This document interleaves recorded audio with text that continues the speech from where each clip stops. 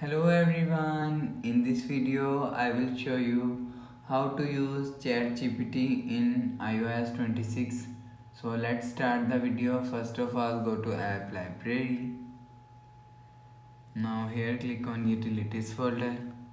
Now here click on app store. Now here click on search ChatGPT. You will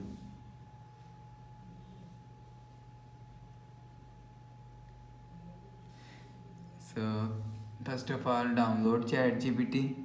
After downloading, go back to home screen and search ChatGPT. You will see ChatGPT is here, so click on ChatGPT. So